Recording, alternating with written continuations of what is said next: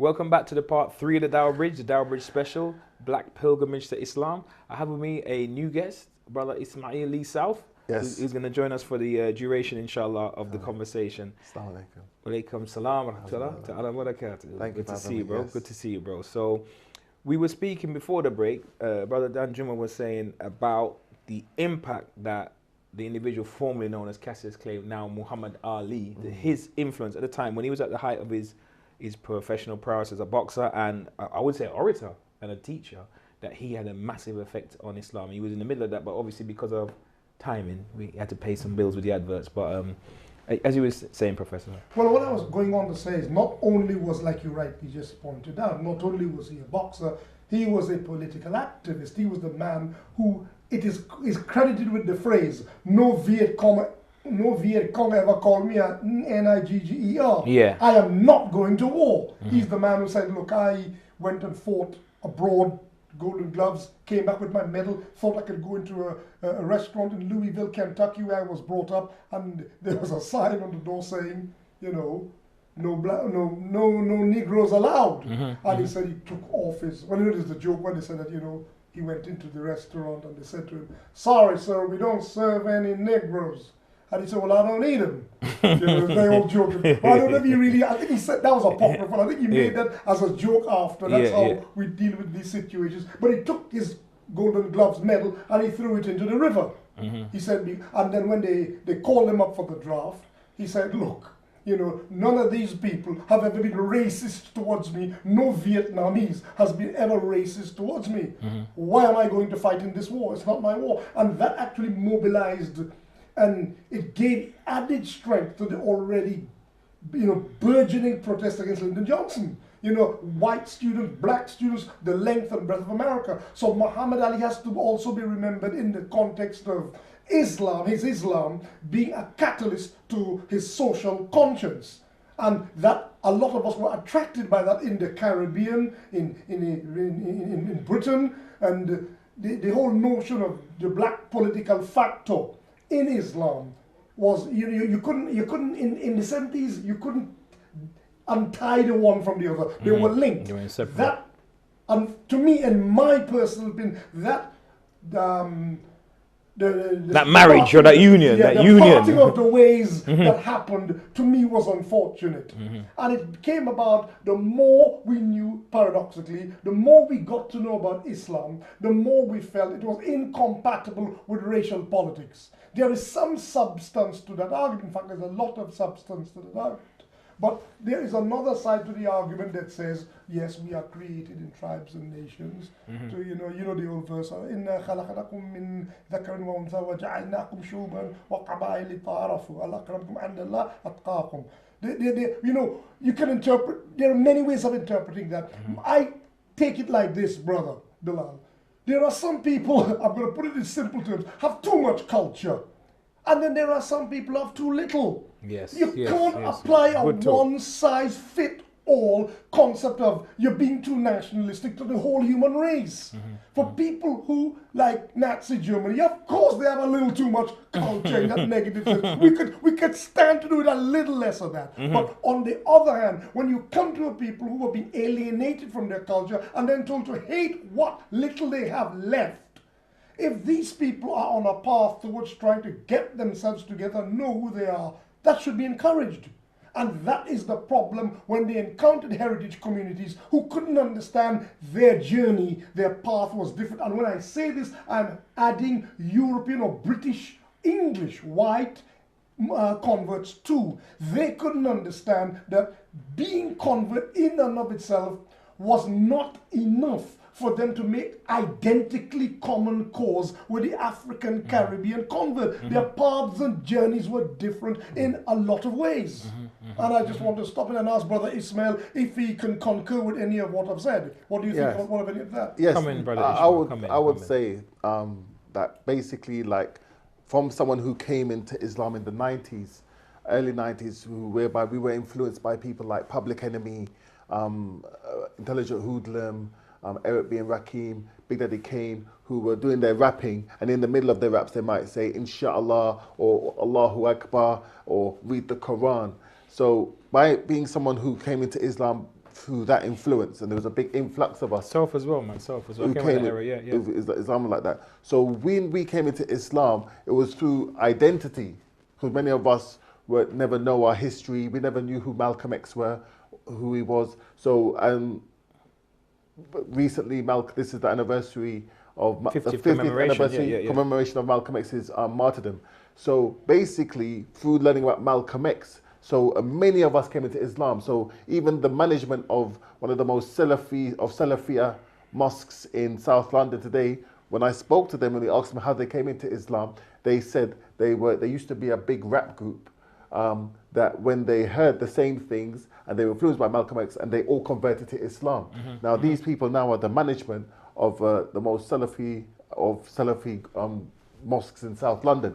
Now what I've personally seen is, when you try to retain who you are and your identity, you have certain people who say, oh, you're racist, oh, you're nationalist, because of what the Professor Dan Juma said, because certain other communities have done it to the excess. That means that they started to think, if you try to retain anything, you're a nationalist too. And then what happens is, some of our people, we feel afraid to show our blackness to other people. We become afraid to talk our history in front of other people. And then sadly, when you read certain texts that have been mistranslated, and when you hear things like saying, if you see a black woman in the street, you have to, so like superstitions and things like this. Crazy stuff. There's some crazy literature. There's some Crazy. literature. Yeah. Then what makes me sad is when we see when I see my own people believing that, and then we're being taught, what you hear a lot of, and I've heard a lot of it, you hear black sisters being told when they go to the mosques, senior officials within the mosque telling them, don't marry black brothers, your children will come out too dark. And likewise, black brothers being told, marry an Arab or an Asian sister because they're from Muslim families, so they could adjust better to Islam than a revert sister who's black. So that now you see that many brothers have been encouraged to marry not to marry their own. So now we're seeing many reverts post the noughties, and now don't want to marry their own. Don't get me wrong, Islam teaches us we're one nation, but at least we must love ourselves, love who we are. And what I'm seeing now, I'm seeing a self-hate on another level. Yeah, and I understand what you're saying, because Islam teaches us you marry who you like. Yes. Right, but sometimes what is behind that, how you've been engineered in a particular direction, that is what could be harmful. Yes. That is what could be problematic. Would you agree with that, Professor? Yes, I think that we are almost making a fake justification for exogamy, for marrying out. We're doing it with a studied obsessiveness that I think is worrying. And what I want to say about this is not going, the thing I'm going to say now is not going to be very flattering to us. But we have been halalifying a lot of our psychoses. Instead of curing, Islam has the ability to cure, to be the remedy and a to catalyst. these problems. Yeah. Yes. Instead, what's happening, Brother Bilal, is that we are bringing our problems into Islam, working Islam around them in a sort of way, and halalifying and perpetuating the psychoses and the problems. And it's worse, and I'll tell you why it's worse. It's worse because now we think Islam allows us to do it. So now if we have 4 wives and we're all on welfare and we're not supporting, we say, well, at least you see they can pray. They're at home. They can say their prayers. They can wear their hijab. So I'm being very godly here. Look how religious I am. And the state's taking care of them. And blah, blah, blah. And these children are there. Or parking polygamy for a minute. You have a kind of a serial monogamy with astonishing rapidity. So you marry the sister A, and then don't work out the sister B, and all around the alphabet, and you have all these children in their train, and the same problems in Jahiliyyah are being halalified and replicated under the guise of Islam. You have domestic violence being halalified under we can beat them. You have so many things that are happening under. Basically, it's an abuse of the religion, and we really have to come to terms with our own agency in doing this. I like this term, halalified. Actually, there is because you mentioned about trauma. There is a doctor in America, is it Joy DeGruy, who talks about this condition called post-traumatic slave disorder. It's more or less, in essence, she's talking about like a transgenerational trauma, or as it sounds like, the ramifications of that turbulent experience in the Caribbean, in the Americas, and the learnt behavior, not necessarily like a genetic, but like a learnt behavior, certain dysfunctional traits or certain challenging traits passed down from generation to generation because of the things that Africans had gone through. Islam being the medicine for humanity, how does it speak to this? Well, you touched on it, but I'd like to even expand on your idea. I try to look at our particular dilemma in this way. It is as if you give a man a toolbox. This is a toolbox. It has all the tools, but the problem is the nerves that connect his brain to his fingers do not work. So he has the toolbox, but his fingers, his digits are incapable of manipulation. They can't even open the toolbox. And to me, that is the Quran, and that's our problem. And there's something that needs to be solved before. So it's not that Islam is incapable of solving. You see, people have this notion that if your car breaks down, you can just take out the Quran and find a verse for how to fix the gearbox. Well, it doesn't mean that. When people say Islam has all the solutions to the world's problems, they have to understand what they mean when they're saying this. Because we have minutiae, you have areas of the nitty-gritty, the fine details, which you take Islam and apply to it, but according to the kind of the problem you've got. Now, we have what you call post-slavery trauma disorder, whatever you call it. That's right. A situation like that requires a modern approach with the Quran, because that problem of transatlantic slavery didn't take place before the Prophet. It took place after the time of the Prophet. Right? Whatever happened before, yes, you could see that Islam, he spoke about drinking, he spoke about the gambling, he could make clear-cut rules, prohibitions for certain things, recognizing the virulence of the problem in the society. Now, the slavery in the time of Islam, in fact, it is very difficult to apply the word slave and slavery to what happened to Bilal as to what happened in transatlantic slavery. It's two different institutions in scale, in form, in atrocity, in level. Look, it is easier to call Arabia and the Middle East societies with slaves, whereas America you could quite easily call a slave society. Hear the difference. The Middle East, even during the time of Islam, you could say this is a society with slaves. Just like the Roman Empire had slaves. But I shouldn't go there because that's obfuscating the issue. But let's just take the Middle East and or even Africa. Africa was a society with slaves. America was a slave society. Big difference. That's the difference. And the truth is, Islam did not have the kind of legislation to deal with that particular kind of slavery, because obviously it happened after. Interesting. Brother Ismail, on the topic, I know you organized a forum recently, early January, under the Love Muhammad banner, but I think it was African Caribbean Muslim Summit. Could you tell us a little bit about that? Basically, I run a small initiative called the Salon Project, and sometimes I do work with other groups and organizations. So sometimes I do some work with an organization called Mosques and Imams National Advisory Board, and they work in conjunction with Al-Khawi. So basically I was asked to do something with them, and when I was there, part of me was shocked to see, I saw it was a predominantly Arabs and Asian Muslims from around London. I saw Arab and Asian Muslims who were Sunni, Shia, Sufi, and nearly all forms of school of thought, all at one place. One table. One table. Sitting down, talking about how to find the resolutions for the Muslim community in the wake of these terrorism and so forth. And one of the people involved in Minna wanted me to do some work with them. But I was shocked to see Salafis, Sunnis, Shias, Sufis of different school of thoughts all sitting down together, working together. So when I saw this, I was thinking, how come these people are working together? But when I look at my community, I'm seeing Sunnis, Shias, Sufis, Salafis, and etc. hating each other, fighting each other, we're slandering each other, even going to kill each other. So I think we need to find a way where we can work together, because all other communities are trying to work together, but we're not working together. Even though we've come to Islam, as black Muslims, if we be honest, we've become more divided. We've been more fragmented. This is my personal opinion. This is my opinion. Now, what I'm seeing, and I even got a telephone call today from another Asian brother who has got a new organization in response to the wake of the rise of the UKIP party.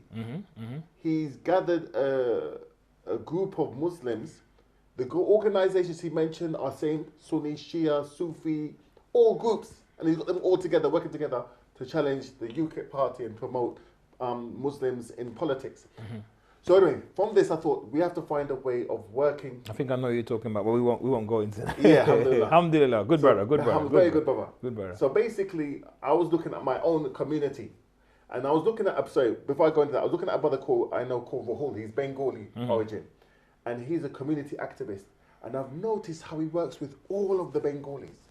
He works with Bengalis, Sunni, Shias, and so forth, and he's connected to he works with all Bengalis. And his aim is to do positive work within the Bengali community. And he networks with all of his Bengalis. Beautiful. So when I met him, and I was so inspired by him. So by him, I thought, you know what, I need to work with my community, African and African Caribbean Muslims in the UK, in London especially, and whether they be Sunni, Shia, Sufi. So I thought, let's organize an African Caribbean Muslim summit. So I had it in my mind. I spoke to Professor Danjuma about it and so forth. We were supposed to do it a long time ago, but the reality is I never had the funds for it. Then I got a phone call from someone who works with Love Muhammad. He said, look, Ismail, we've attended to one of your events, and basically we want to sponsor anything you want to do.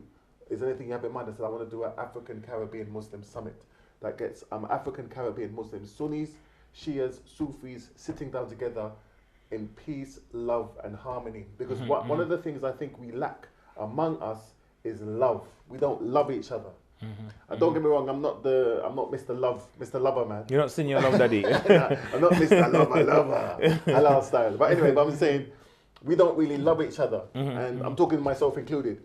And I've seen other communities.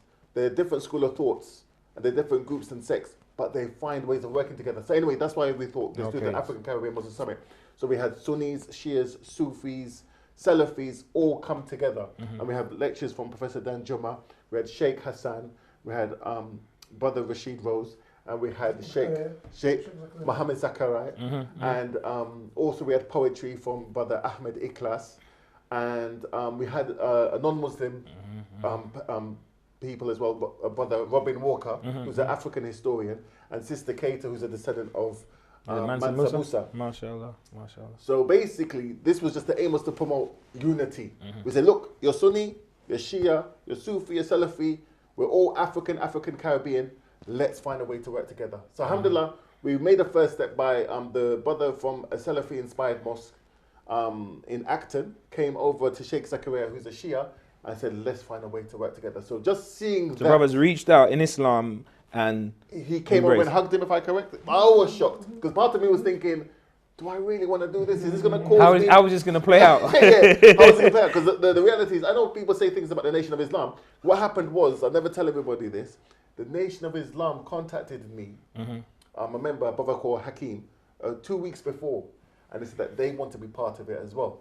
And I said, yes, you could come. But they were saying, can we be put on the flyer as well? I said, I'll be honest with you, I've got African Caribbean, Sunnis, Shias, and Sufis together, and I don't know how it's going to turn out. If I have I don't know how it's going to turn that. But having Nation of Islam, that's going to be too much stress on my neck.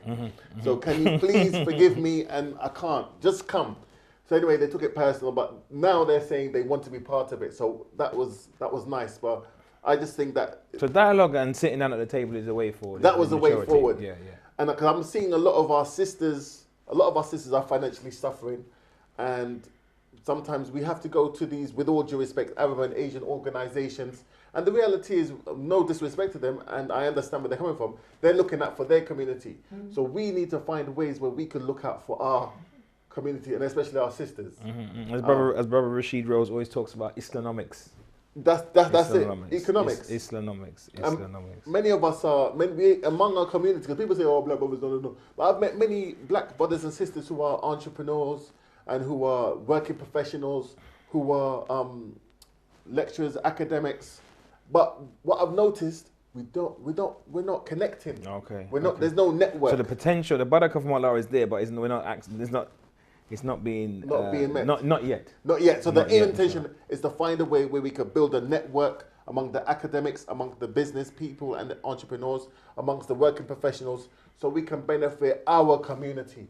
We still show love to all of our white Muslim brothers, our Asian Muslim brothers and sisters, Arab Muslim brothers and sisters, but there's a saying, charity begins at home.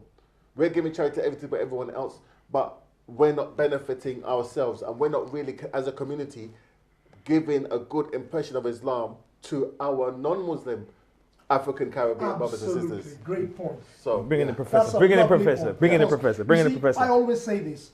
I don't want this to be us speaking only to ourselves all the time. Yeah. When you read the Voice newspaper, and I stopped buying it, but I used to read, I was an avid reader of the Voice, and I remember when Mike Tyson was accused of, you know what he was accused of, and the Voice newspaper ran an article, and they had to say things like, oh, well, Mike Tyson's become a Muslim, now well, let him go. At least now we can do it to 4 women. Now, things like that. Now, I'm not, what I'm trying to say is, in the Caribbean community or the black community, Muslims are still seen as an aberration. We're an oddity. We're still a strange thing. We're not just a strange thing to the West. We're a strange thing to our own people. The Voice newspaper and other newspapers that purport to speak for the black community powerful point. Feature us. Yeah. So what Brother Ismail is saying is, in order, perhaps they have a point. Maybe we're not making our case strong enough, creditably enough. Yeah. Maybe we're not a credit to what we're meant to represent, and we should start doing that. And then more of our people will say, hey, you know something, this is, because look, the truth is, Brother Bilal, nobody joins something to become worse off.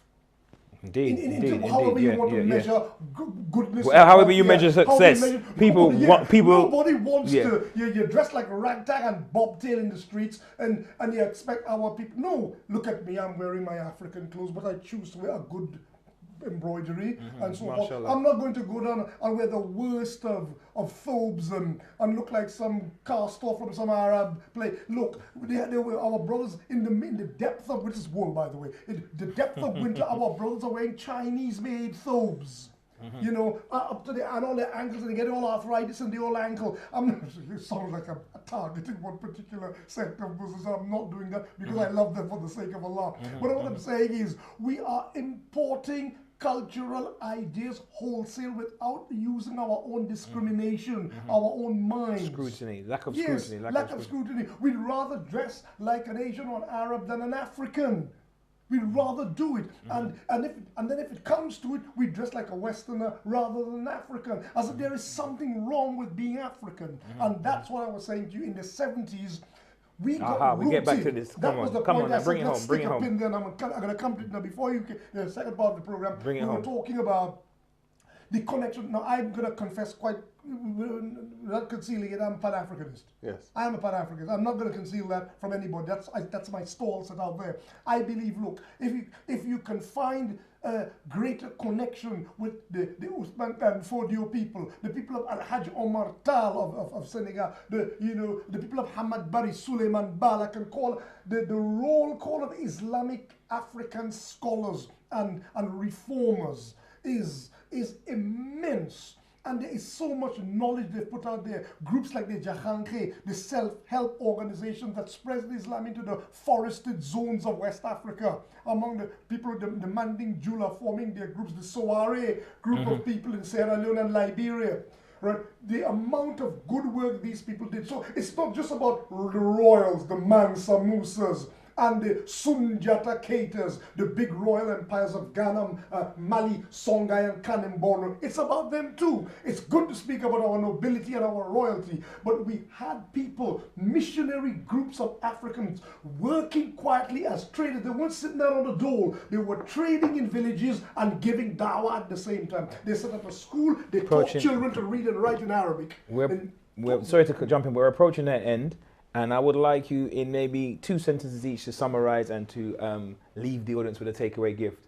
I'll leave mine now. The future, inshallah, is bright, and success is ordained by Allah if we follow the instructions. Ameen.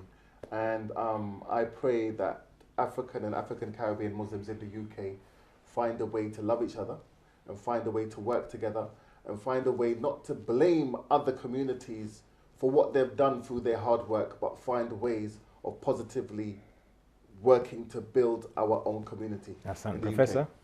Well, I would just like to say, you know, I can't remember, I don't have the Quran in my hand. Surah Al-Infitar starts with 4 verses. Is السماء انفطرت, is إذا الكواكب انتثرت, but it goes on to say وإذا القبور بعثرت علمت نفس ما قدمت وأخرت. علمت نفس ما قدمت وأخرت. Every soul will. It says when that day comes and the graves are overturned and the seas are issued, the stars fall, you know, that time comes. علمت نفس ما قدمت وأخرت. Every soul will know what it has Sent forth and held back. That is our obligation. Before that day comes, let us have the reckoning that we have sent forth our best. That is my message to our people. You've heard it. A very, very invigorating and powerful program today, and hope to see you next week, inshallah, on the Dawah Bridge. Until that time, stay safe. Assalamu alaikum wa rahmatullahi ta'ala wa barakatuhu.